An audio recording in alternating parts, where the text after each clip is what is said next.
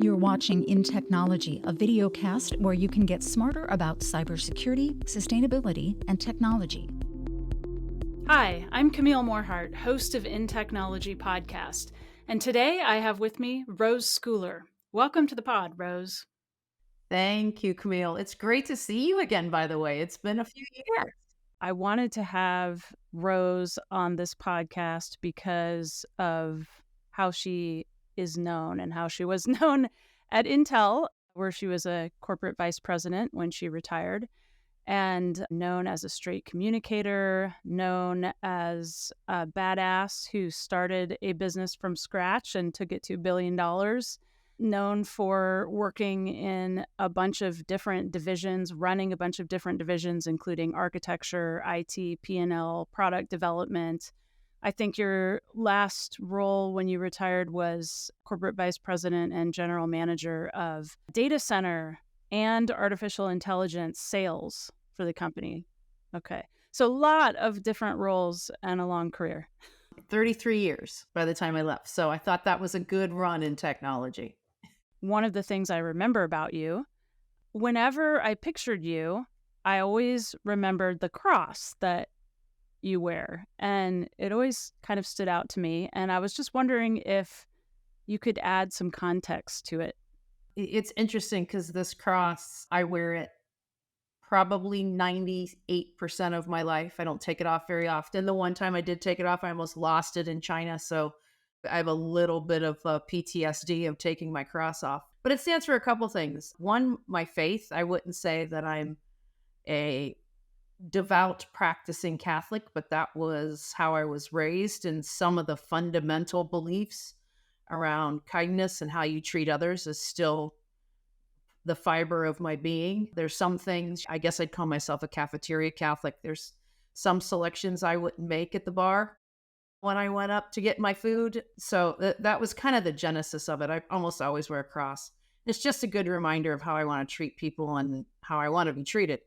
And then, interestingly enough, it's probably the biggest piece of jewelry, the most significant piece of jewelry I bought for myself.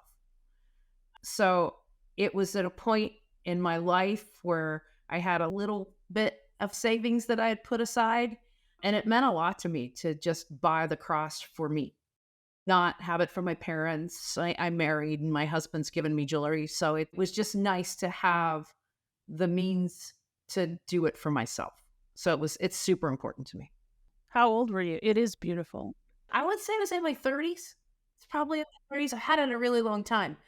And subsequently, other people have bought the same cross after they have seen mine. So it means a lot to me. It has faith-based significance as well as a show of a little bit of an early success and independence. I never asked you about it before because it felt like a question you can't ask in a work setting. I don't know. You should have felt free. I would have had no issue with it whatsoever. I've heard the phrase, the way people do one thing is the way they do everything. And I was trying to think about, a lot of the different qualities that you have. And I was just wondering, is there something that you could identify as like one approach that you take that goes across everything that's allowed you to be successful in so many different roles? Early in my career, it was like, how can I take something that I know and provide that knowledge and insight in terms of value to a new organization, but also use the opportunity to learn something new. I would always say if I'm going into a new role, I want to have 50% of something that I can know and leverage and add value, and 50% that I could continue to learn and grow. And that turned into something that I would speak about when I would give leadership presentations around teach and learn. So I always try and find opportunities, and still, even outside of my years at Intel, my 33 career at Intel, I'm always trying to teach and learn. An example in my retirement years, I think job opportunities are really clear. The job example that I would give you is I spent many years in IoT, had never done sales. So I said, how do I take my IoT experience and bridge it into sales? I can bring that value to the organization and learn something new. So I think through your career, there's lots of opportunities to do that. But when you retire, you go, wow, now how do I find those opportunities to teach and learn? And similar to what we're doing now, a friend and former colleague and I have started a podcast. We're sharing management and leadership insights, our own personal ones and ones from guests. And let me just tell you, it was an opportunity initially to give back. And now I'm learning a lot. It's a great podcast, by the way. I listen to it and I love it. Oh, thank you. I didn't know you listened. We're rebranding, by the way. Oh, you are? Yeah, we're rebranding for a couple reasons. Number one, the first time through, we were doing everything ourselves except the production. And we thought the graphic was fun. We got a lot of feedback. So we're responding to listener feedback on making it clear. So that was the one thing that we did. And then from the time that we conceived the podcast and named it to when we launched, there was a number of them that had the same name. So we're changing it to the Maestro mindset, how to orchestrate your organizations. Oh, that's good. I like it. And I won't even mention the old name. Right. And it was funny how it came to be, because I was watching every year. I like to watch all the Oscar nominees, and I was watching the Maestro, and I'm like, oh my God, there's so many similar leadership principles from being a conductor to being a manager and a leader in an organization. So we went with it. And one of the things I like that you guys do in the podcast is at the end, you do like a wrap up kind of, or takeaway. I can't remember what you call it. Hot takes. And that's actually one of the skills, I guess, maybe I'll ask you as an executive. It's like you are like phenomenal during those. It's like you listen so carefully to the whole podcast and then just summarize, like pull out the most salient points. I don't know. It's pretty impressive. It's interesting that you tied it back to my career, because one of the things that I found incredibly powerful, and it's something you learn. It's not like something innate, right? Anybody can, if you focus on it, you can develop the skill set. And that's truly an art of simplifying communication. I found to be really critical. Like, I remember taking a class. I remember if you had the opportunity to go to a class from Jack and Carol, I can't remember the name of it. I remember the instructors. Jack and Carol from the Darden School at University of Virginia taught this leadership class, and they talked about, once you have a direction or a theme for your organization, don't ever assume that messaging gets old. And when I was in a GM position, every time I would do an open forum, I would start with our strategy. Our strategy is the 4-to-1 strategy. What that means is irrelevant for this conversation, but how many people in the room know what that strategy is? And inevitably, every time, because we were all doing everything face-to-face at the time and webcasting, and it without fail, a third of the room would raise their hand. So they either hadn't gone before, it hadn't hit home, they were new to the organization. So that consistency, the clarity of communication, I think, is something really important in whether you're doing something personally or professionally. When you interviewed Tara Smith, who's head of comms for all of Intel, yeah, she said something that I really liked too. She said, by the time you're sick of, telling the message, that's when it's first starting to land with people. So she was such a great guest. So many awesome nuggets. It's really important to stay consistent and to stay clear. And you learn some of those tools. It's funny. And I'm sure if I brought my husband up here, he wouldn't agree with me that I do it well personally. But when you get into different situations at work, or when you're spinning off to do something new, and you learn that those things that you learned through your career have applicability in different environments and different spaces.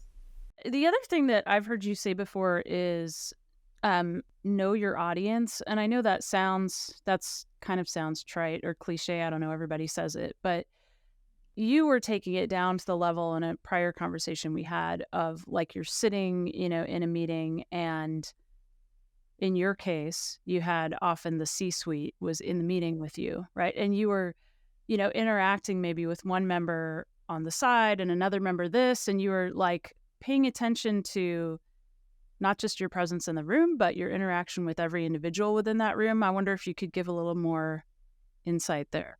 Probably the first time I really, I would say, failed. It was like one of those situations in your career where you make a decision to do something, and I'll set it up in a second, and you reflect on it, and then you just beat yourself up. You're like, wow, that was such a bad call. Like, so I would say maybe like at the first level manager place in the organization, and myself and another actually it was Sandra Rivera, were giving a presentation, and the room was in New Jersey.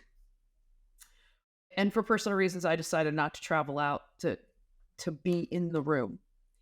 And this was before there was a lot of video content, right? So everything was over the bridge, right? So it's not like I could see faces and feel perspectives and emotion, but I just feel like everything that I said at that meeting fell so flat. And I don't know if it was from the lack of response. I don't know if it was shuffling papers. I don't recall why, but I just was like, oh my God, I should have been in that row. I couldn't read anything about how the audience was taking the message, right? So that was probably the first kind of splash of cold water in my face on how important that is. So, whether it be throughout the next couple decades, whether it was, being in a room in R&B, and you know what rooms I'm talking about, where the EVPs and the CEO hang out. It's shaped like a U, and you walk in that room, and there's probably, what do you think, Camille, 30 chairs around the table in a big U? And you really have to be cognizant of all of the people in that room. Are they on their phones, checking their email? If not, if they are, they all either don't care about what you're talking about, which isn't necessarily good, or you're not engaging them, which is more likely. So I just learned to, I hate to say it, but you learn to work the room a little bit. In that environment, when you're the presenter, the other place that this would come to play is presenting at sales conference. I think you've probably done that, Camille. Everybody comes in the next morning after being out the night before. You got people like half asleep, you got people hungover, and you just realize that you've got to find a way to get the information to stick. So whether it be in that executive presentation or at a sales conference to a bunch of hungover folks, you learn to walk up and get, not like close, but walk up and talk to them personally. So they feel your attention on them. And then they feel, and you don't even need to ask a question. I remember there would be somebody that was half asleep because they were out too late, or an executive on their phone. I would just walk over and stand right in front of them and talk. So that it just makes them feel that their presence in the room and what you're sharing is important, and their participation is important. So it's just little things like that. How do you work a room? And that's in a presentation situation. But then the other thing that I would probably note is that when you're the leader in a room and you have a table of people that are presenting to you, you have to find ways to bring out all the voices. And you have to create, and we talk about this a lot. I'm actually going to teach a class on it here in a couple of months, how to create a psychologically safe environment where people in their innate self are willing to bring that self into the workplace and feel comfortable sharing opinions and feedback, because then you're creating an environment for a richer, more productive conversation.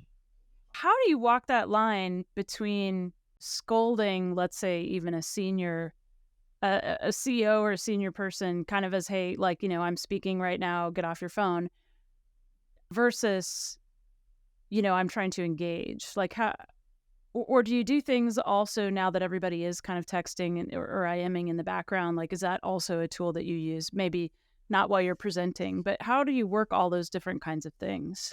In a room of an executive staff, everybody should feel like they're part owners. So everybody should be leaning in. So what methods would I use? Like I said, I would never walk up to somebody and go, "Excuse me, please get off your phone." But just your feet, your presence in proximity sometimes is enough to make someone go, it takes real boldness. If Camille, you're standing 2 feet from me and I'm still kind of digging in my phone, you can ask a question, just a simple question. Let's go to the example of the sales strategy. And if I would make a statement about an approach I was going to take, it doesn't hurt to walk up to someone in manufacturing and go, "Do you see any ways that this may impact your throughput? Is there anything that we're proposing that creates an issue for you?" So I think there's very productive, sometimes subtle ways to engage the audience. And then if I'm the instructor in a class and I see someone's not engaged, I just plain out ask them a question. I just cold call them. And I'll never forget, it's so funny. You spend 33 years and then there's probably less than 25 things that just are like emblazoned in your brain through your career. And I just remember I was a new hire, and I was a fab process engineer, and George Gimpelson, may he rest in peace, was teaching this class on process 618 or 629, which was 100 years ago. There was no way you didn't participate and engage in his class. And to this day, you had to be on your toes because you never knew when George was going to ask you a question about the material he just presented or the homework that he asked you to do. And I found him to be so impactful that it was a methodology that I tried to adopt and use through the rest of my career. You've also said before that it's what happens when you leave the room. Yeah, the conversation that happens when you leave the room. You've probably been in a lot more of those rooms when the rest of us have left the room. So, or I left the room when the room keeps talking. I think that the shoe fits on each foot. Yeah, it goes back to your first question around awareness. If I walk into a room and I'm the senior leader and I know there's people in that room that have never presented to me or my staff before, and I create an environment that's tense, scary, I don't even know what other word to use, so people aren't comfortable, I don't think you're going to get the best in people. So then if you come in to present and I just hammer you, not in a way that I'm being inquisitive, but one that makes you uncomfortable, and I leave that room, what are you going to say? You're going to say, "God, she's awful. She, I think, intentionally put me on the spot to make me feel uncomfortable. I got nervous. I wasn't my best self.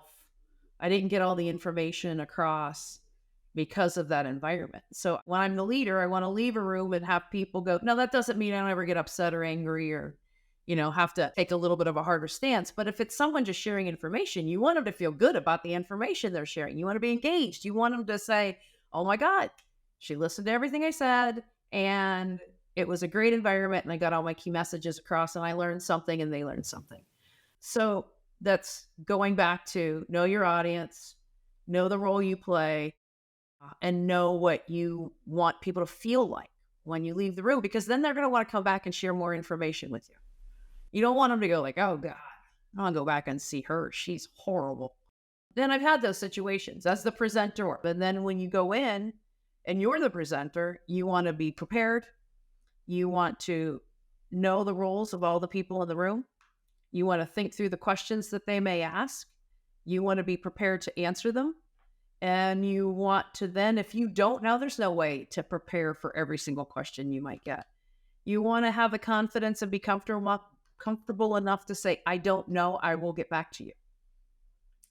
And then when you leave the room, you hopefully leave that room with people thinking, "Wow, she was prepared, a content expert," maybe not expert. I don't feel like I've ever been an expert in anything, but knowledgeable, content capable, and competent. Let's use those words.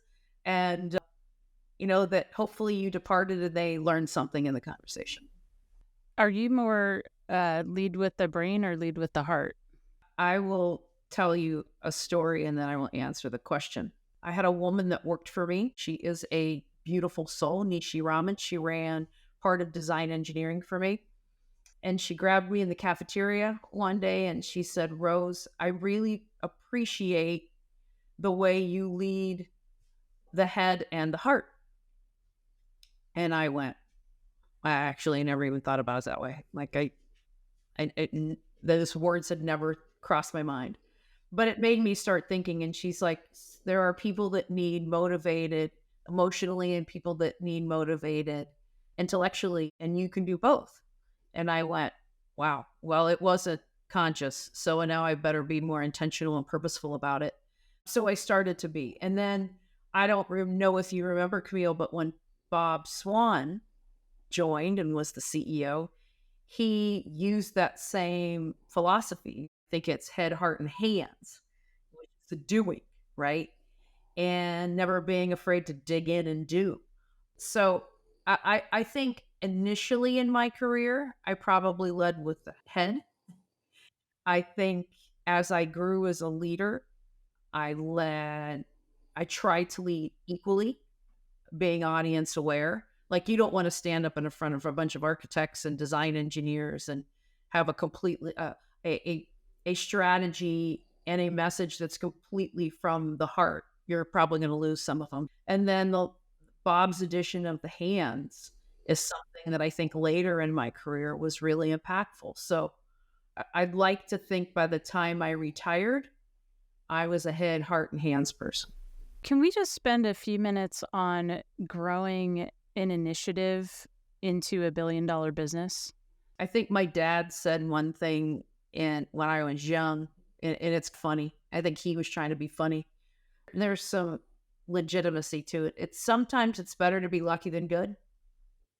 And I think there was a bit of luck in my situation. And for context, for those of you that are listening and maybe don't know the context, at one point in my career, I ran the storage and networking business. It was called Storage and Comms at the time.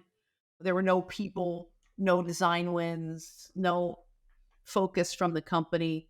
And over what turned out to be, when I thought back, it was probably over a decade in different ways and forms and shapes and organization, but it was still the same focus of growing what was initially the networking business. We grew it to over $1 billion, and now it's far surpasses that. The people that took over after I left, Sandra Rivera, Dan Rodriguez, they're continuing to just crush the success of that business. But having said that, I think it was a bit of intentionality around the strategy and the indicators that we put in place to measure success. I think it was a bit of luck.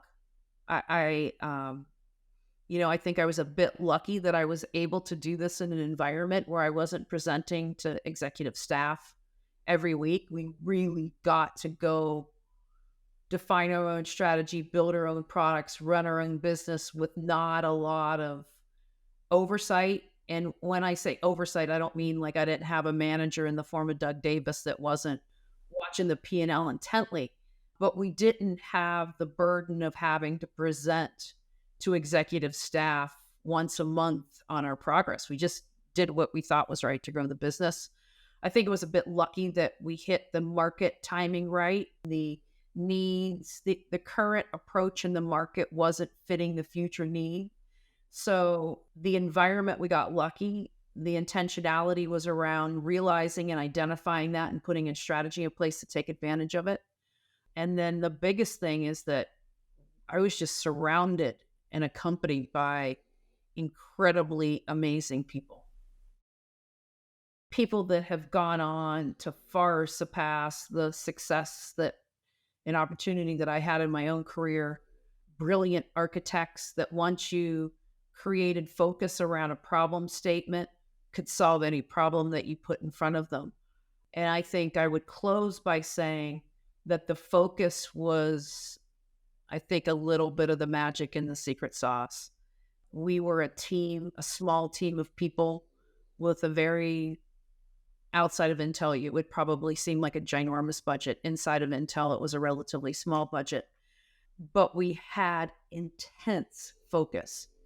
And that clarity of focus allowed everyone to be working on the same problems every day. And it just created a huge accelerant. What was the focus? Let me just try and set some quick context. Everything in the network infrastructure was proprietary. The form factors of the boards were proprietary. The software was proprietary. The silicon was proprietary. It was just like completely built from each manufacturer bottoms up. So you didn't get a lot of scale. And what they were finding is that in the market, the average revenue per user, like you with a cell phone bill or you with a data plan, was starting to decline as a percentage of what they were spending to put that infrastructure in place. So they had to do something to continue to grow the revenue, but bring their costs down. It was a simple business equation. And we said, if we could get Intel architecture to support the majority of the work that's done in that equipment, we can unlock a gigantic market opportunity. And that's what we did. We started looking at the various types of work that's done in that equipment. We would call it workloads. You'll hear workloads now when you talk about cloud infrastructure. We broke that down, and we just maniacally went through the major workloads and said, how do we make our product work better in that workload, in that environment? And we just started from simple applications, and we worked all the way down to when we were like, they're called packets, like the way you send data across an internet, packets. When we were able to do that with great performance and efficiency on Intel architecture, we blew the market open. And it worked out really well. Now you're seeing a little bit of a swing back, right? You're seeing a lot more purpose-built silicon for the people like hyperscalers, because they have so much buying power in the market. But in telecommunications, there was a market environment, a need. We realized that, we pivoted our strategy, and every day, everybody woke up trying to solve those same problems. So that's where we created the focus. So who did you talk to, or how did you set up your team when you first started that or took that, grain over, so that it sounds like you wanted to understand the market context, what the problem was and how you could fit in, but how much time did that take, and who did you have around you to get to that? Yeah, it took a decade. Well, how did you get not the whole business grown, but the focus? How long did it take you to come in and say, okay, this is what our one strategy is, everybody's going? That was really hard. And at the time, I worked in an organization that had two architectures. There were network processors and there was Intel architecture. And all of the money and the attention was on the network processors. And here's this little band of merry men and women, like 5 of us, saying that's the wrong way to do it. That's the wrong way to do it. And as the story plays out, there was this super interesting group of like 5 of us. It was myself. It was an operations person, Steve Gordon. It was a guy by the name of Tim Kober, who ran strategic planning and was just really a smart dude. And there was Pranav Mehta, who was an architect, like a real live architect, like the super smart guy in the room. And we just started breaking down through the problem statement of the organizational issue of 2 different architectures. And then I think the best thing that can ever happen in that situation is you get a couple external data points.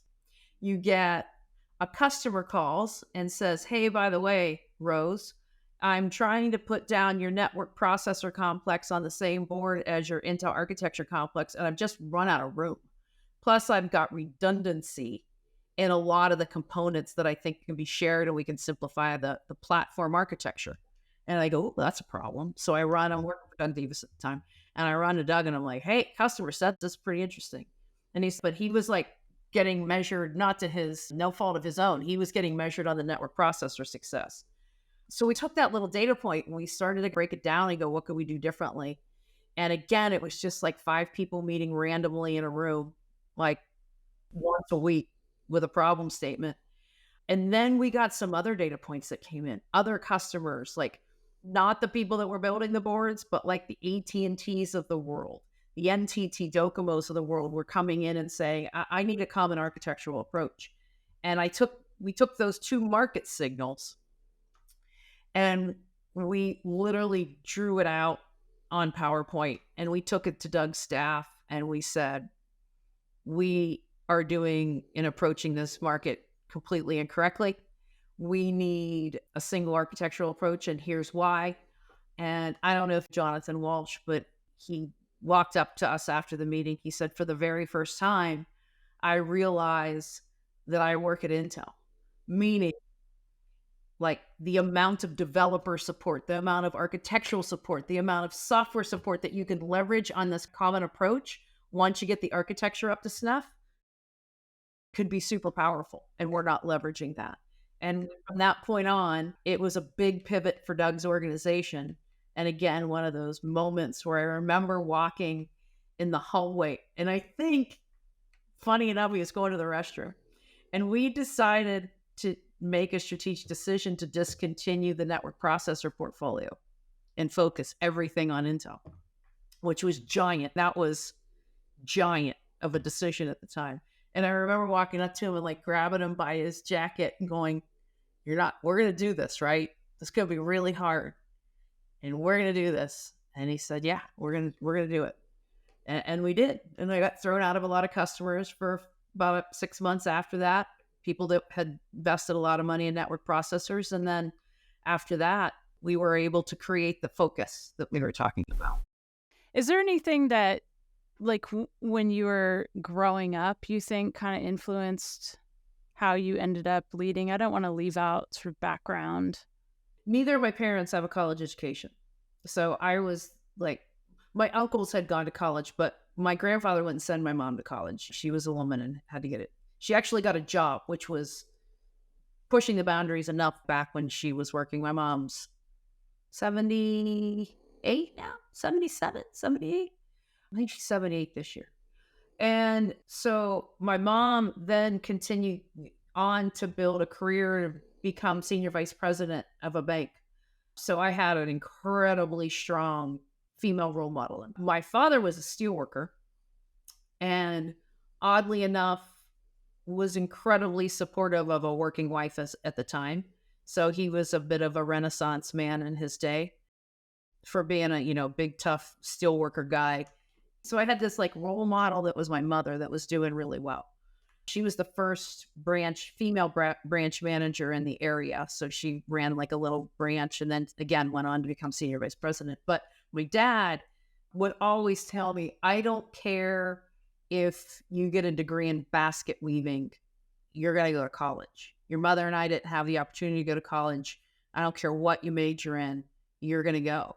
So I had this like really great set of influencers, role models in my life that my mom, who had broken through so many different barriers as an executive woman in the region, and my dad, who, like, if you ever have watched a video or a YouTube video on working in a steel mill, if you haven't, I suggest you do.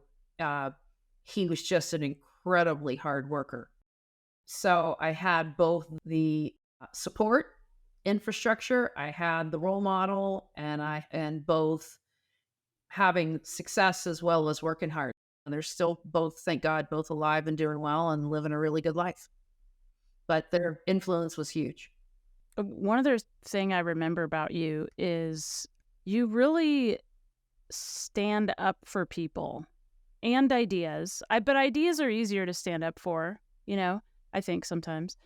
But there were a few times there was a group setting and, you shot your hand up or jumped up out of your seat and sort of asked an important question.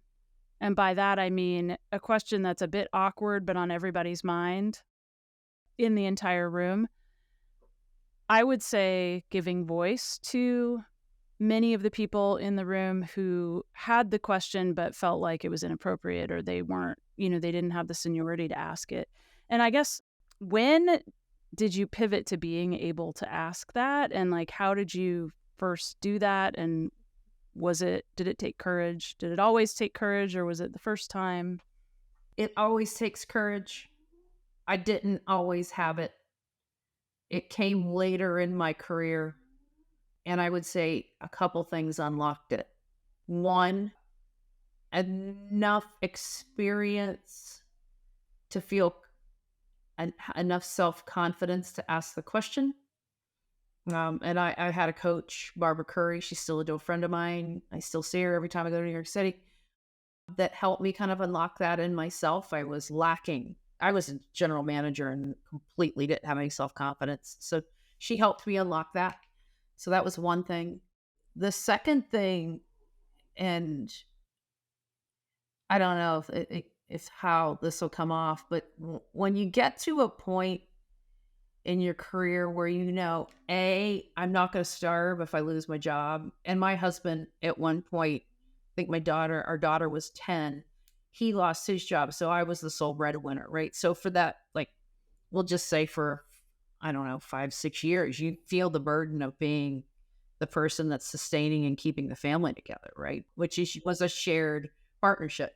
And that came with a lot of stress. So I found myself not taking any action that would put risk in that scenario. And then you get to a point and you go well, number one, we're not going to starve. If I lose my job, we've saved money and we can make it work for a little while. So you get a little financial freedom, I guess you would call it, to accompany that self-confidence. So between the self-confidence, but we were by no means rich. We knew we wouldn't starve. And I think those two scenarios. And then probably the third one is at some point in your career, this switch flips that you just are wholly focused on doing what's right for the company and not right for you. And the company is nothing without its people.